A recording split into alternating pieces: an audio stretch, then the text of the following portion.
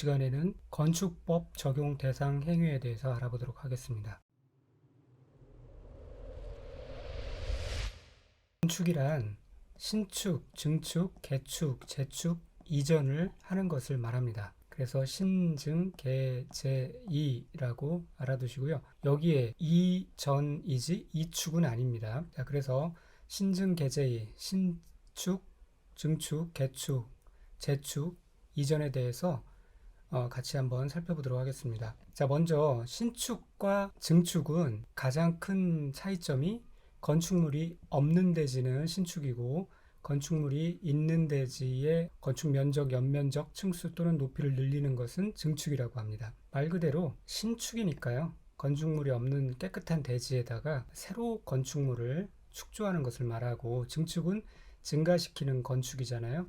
그러니까 기존에 있는 대지에 건축물이 있는 대지에 기타 그 건축물의 건축 면적, 연면적, 층수 또는 높이를 늘리는 것을 말합니다. 그런데 이 신축 행위에는 어떤 것도 포함되냐면 부속 건축물만 있는 대지에 새로 주된 건축물을 축조하는 것을 포함해요. 물론 부속물이 있는 대지에 주된 건축물을 개축, 재축하는 것은 제외하는 것이고요. 반대로 증축에는 어떤 개념도 있냐면 주된 건축물이 있는 대지에 부속 건축물을 축조하는 것, 이것은 증축에 해당됩니다. 그러니까 다시 말하면 주된 건축물이 없는 부속 건축물만 있는 대지에서 주된 건축물을 건축하면 그것은 신축에 해당되지만 주된 건축물이 있는 상태에서 부속 건물, 대지의 부속 건물을 축조하는 것은 증축행위에 해당된다는 것 알아두시고요. 개축은 고쳐서 다시 건축하는 거예요. 그러니까 기존 건축물의 전부 또는 일부를 해체하고 그 대지의 종전과 같은 규모의 범위에서 건축물을 다시 축조하는 것을 말합니다. 그리고 재축은 건축물이 천재지변이나 그 밖의 재해로 멸실된 경우 그 대지에 다음의 요건을 갖추어 다시, 이 다시 재자잖아요. 그리고 고칠 개자고요. 다시 축조하는 것을 말합니다. 그런데 이렇게 다시 축조할 때 연면적 합계는 종전 규모 이하로 해야 되고 동수, 층수, 높이가 모두 종전 규모 이하여야 돼요. 그래서 이거를 이렇게 외워두시면 헷갈리지 않을 거예요.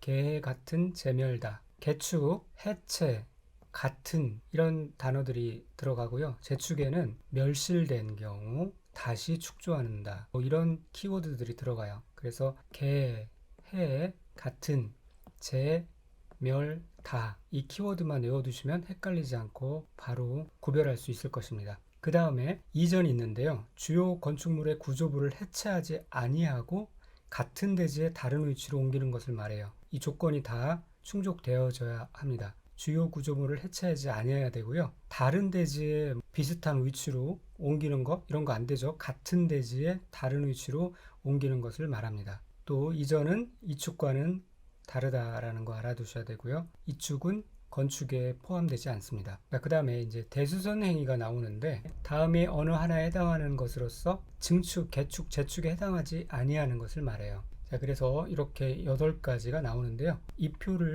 이것을 정리해 놓은 것이 아래 표입니다.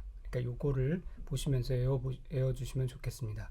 자, 대수선에 해당되는 것은 이 주요 구조부에 해당되는 것으로는 앞에서 살펴봤지만 내, 기, 바, 보, 주가 있었죠. 그 다음에 외부 형태 등으로는 다가구 주택의 가구 간 경계벽을 수선하는 것, 다세대 주택의 세대 간 경계벽을 수선하는 것, 그 다음에 건물의 외벽에 사용하는 마감 재료를 어떻게 하느냐, 이거에 따라서 이제 대수선 행위로 구분합니다. 자, 먼저 내력벽은 벽면적 30제곱미터 이상 수선 변경할 때, 물론 증설 해체는 다 포함됩니다. 모든 주요 구조부와 외부 형태 등에 해당되는 것에 증설 해체를 한다. 그러면은 다 대수선에 해당되는 거고요.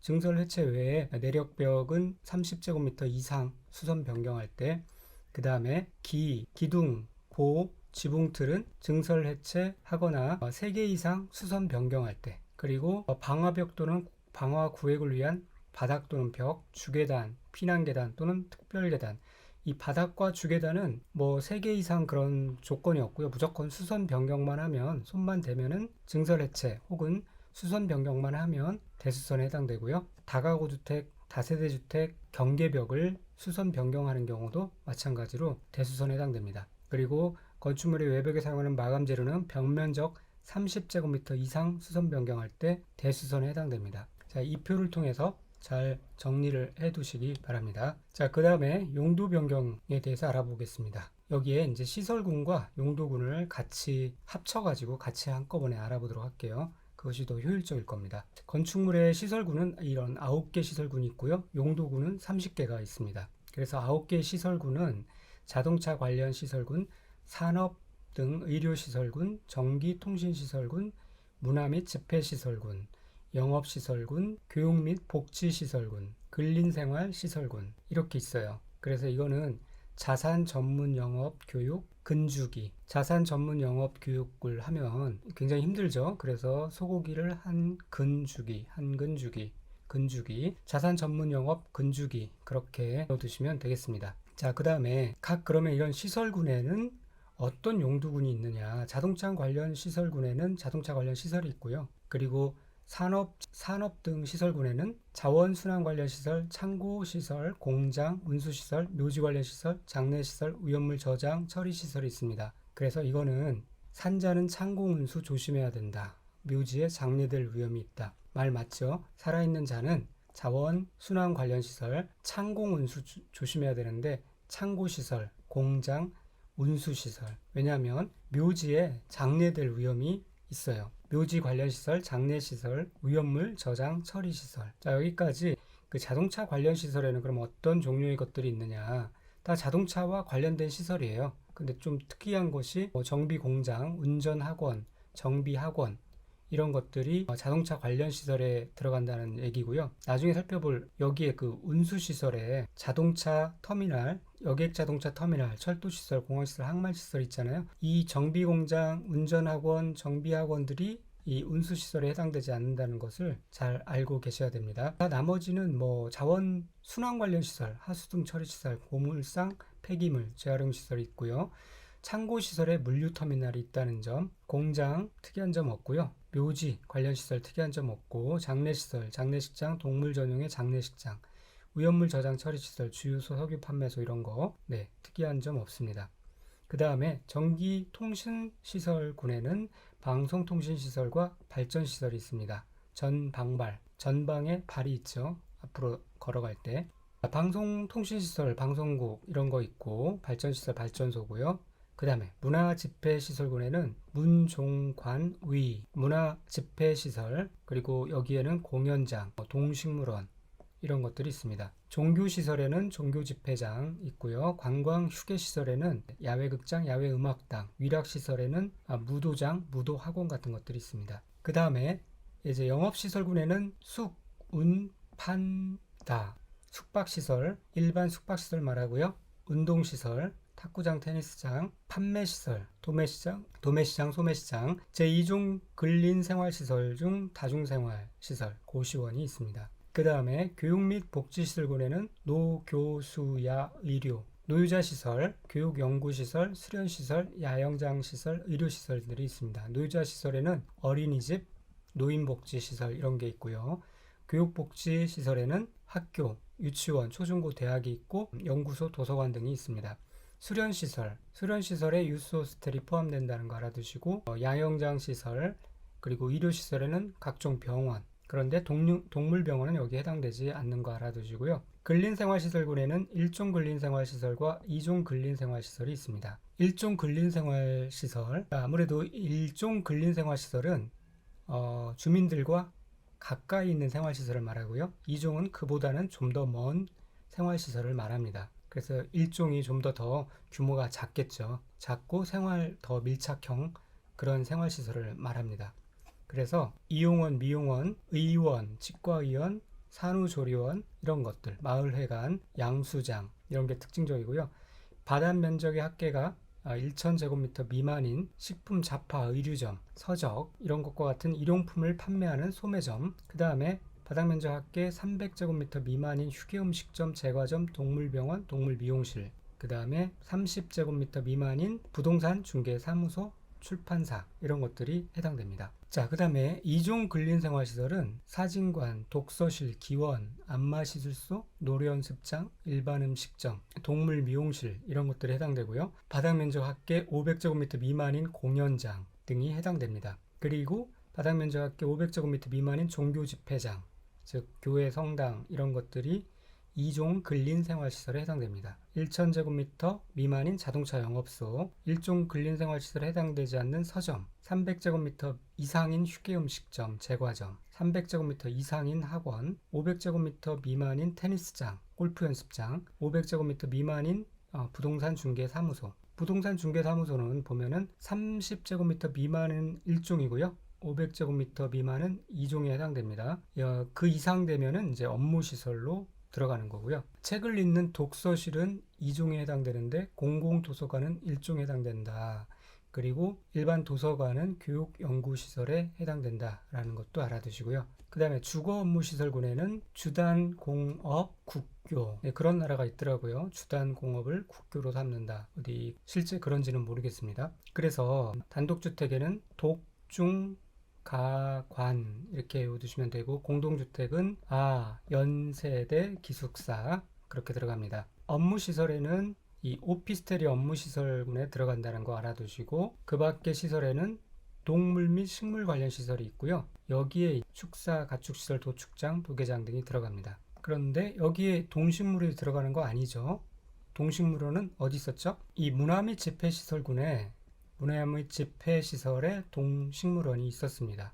여기에서 배웠었죠. 동물 및 식물 관련 시설은 아니다. 동식물원은 문화 및 집회시설군에 해당된다. 서울식물원이 문화 및 집회시설인 거예요. 마곡에 있는 서울식물원이 문화 및 집회시설에 해당되는 겁니다. 자, 여기 이제 그래서 주택의 분류에 대해서 좀 더 자세히 알아보도록 할게요. 자, 아까 주택은 크게 단독주택과 공동주택으로 나뉜다고 얘기를 했는데요. 이 단독주택에는 독, 중, 가, 관 이렇게 외워두시면 되는데 단독주택, 다중주택, 다가구주택, 공간이 있습니다. 그 다음에 공동주택에는 동, 연, 세대, 기숙사, 아파트 연립주택, 다세대주택, 기숙사 등이 있어요.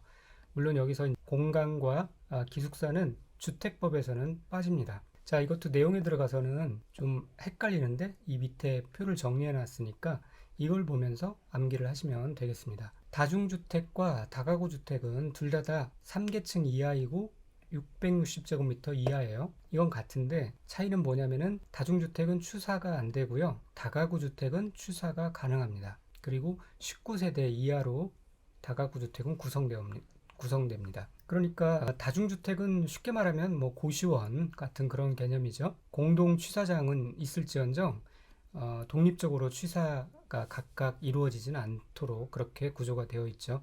다가구주택은 보통 빌라 형태를 갖고 있죠. 그리고 주인은 한 명이고 다 임대를 주는 그런 구조로 되어 있는 그런 데는 이 19세대 이하로 구성되어야 합니다. 그런데 이 두 개 다 3계층 이하 660제곱미터 이하라는 것 알아두시기 바랍니다. 공동주택은 먼저 아파트는 가장 특징적인 게 5계층 이상으로 구성되어 있고요.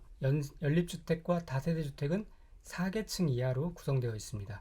그런데 연립주택과 다세대주택의 차이는 뭐냐면 이 면적의 차이입니다. 다세대주택은 660제곱미터 이하로 구성되어 있고요. 연립주택은 660제곱미터 이상으로 초과로 그렇게 구성되어 있습니다. 그러니까 4계층이면서 660제곱미터다 라고 하면은 다세대 주택에 해당되는 거 661제곱미터라고 하면 이제 이거는 초과가 되니까 여기부터는 연립주택이라는 것 잘 구분해 주시기 바랍니다. 자, 그 다음에 용도 변경에 대해서 알아보도록 할게요. 용도를 변경하려면 특별자치시장, 특별자치도지사 또는 시장, 군수, 구청장의 허가를 받거나 신고를 해야 돼요. 가까이 있는 시군 구청장의 허가를 받게 되는 건데 여기에 특별시장이나 광역시장은 들어가지 않는 것 주의해 주시기 바랍니다. 그러니까 건축물 허가권자에는 이따 보겠지만 특별시장, 광역시장이 있어요. 그런데 용도 변경 허가권자에는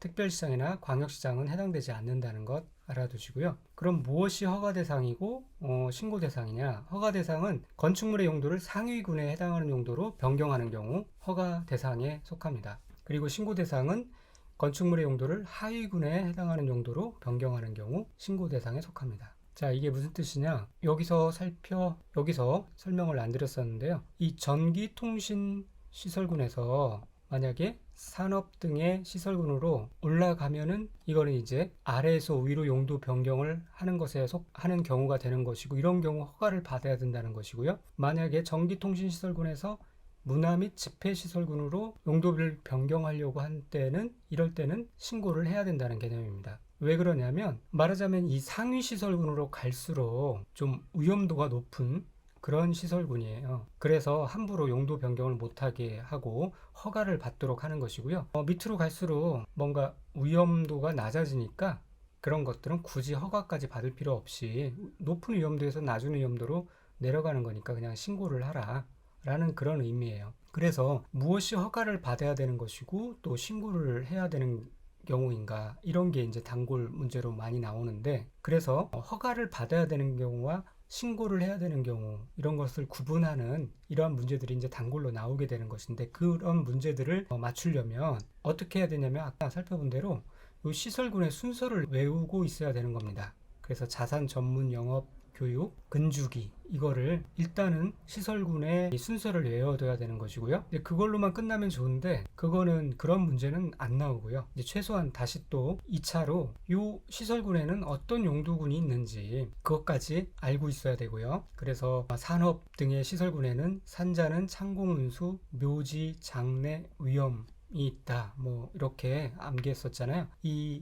각 시설군에는 어떤 용도군이 있는지까지 알고 있어야 되는 겁니다. 자, 그런데 문제를 더 어렵게 내면은, 예를 들어서 여객 자동차 터미널을 운전학원으로 바꿨다, 정비학원으로 바꿨다, 이렇게 나온단 말이죠. 이거는 신고사항에 해당되느냐 허가사항에 해당되느냐. 자, 이렇게 물어봤을 때 이 여객 자동차 터미널이 운수시설에 속하고, 이 운수시설이 산업 등 시설군에 속하고, 이 정비학원이 자동차 관련 시설군에 속한다.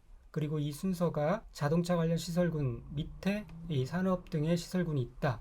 이 사실을 알지 못하면 이렇게 나오면 틀리겠죠. 그래서 관련 시설군에는 어떤 중요 종류 시설이 있는지까지 알고 있어야 이렇게 이런 문제가 나오면 확실히 맞출 수가 있는 거예요. 그래서 이제 이 부분이 좀 까다롭기도 하고 외울 게 굉장히 많죠. 그러나 다 외울 수는 없고요. 아까 제가 알려드린 그런 정도는 알고 있어야 이러한 문제들을 풀 수가 있습니다. 그래서 이 부분은 반복해서 강의도 듣고, 반복해서 또 눈에 익히고, 암기할 거 암기하면서 이런 문제들을 해결하시기 바랍니다. 자, 다시 돌아가서요. 자, 그런데 건축물 대장 기재 내용 변경 신청만 하는 경우가 있어요. 허가나 신고하지 않고 그냥 건축물 대장에 여기에서 여기로 그냥 변경됐다 라고만 그렇게 신청하는 것으로 끝내는 경우가 있다라는 거죠. 이런 건 뭐냐면, 시설군 중 같은 시설군 안에서 용도를 변경하는 경우 시군구청장에게 건축물 대장 기재 내용 변경을 신청하기만 하면 됩니다. 네, 이 부분 굉장히 중요하니까 꼭 알고 계셔야겠죠.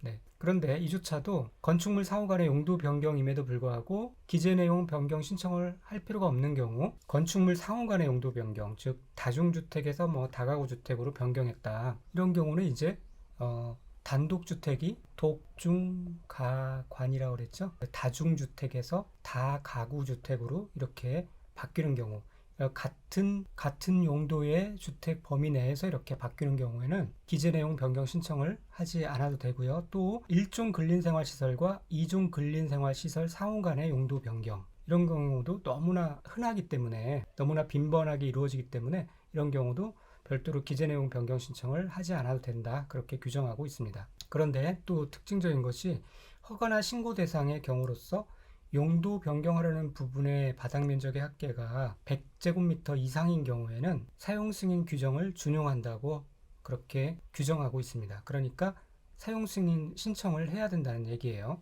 허가나 신고 대상으로서 바닥 면적의 합계가 100제곱미터 이상인 경우에는 용도 변경을 한 후에 사용 승인 규정에 준해서 사용 승인 신청을 해야 됩니다. 그런데 용도 변경하려는 부분의 바닥 면적의 합계가 500제곱 미만으로서 대수선에 해당되는 공사를 수반하지 아니하는 경우에는 그렇게 할 필요가 없습니다. 그 다음에 허가 대상인 경우로서 용도 변경하려는 부분의 바닥 면적의 합계가 500제곱미터 이상인 용도 변경의 경우에는 설계 규정을 준용한다. 즉 건축사가 설계를 하여야 합니다. 그리고 어떤 복수 용도로 이 건축 허가나 건축 신고, 용도 변경 허가 신고 또는 건축물 대장 기재 내용 변경을 신청할 수 있습니다.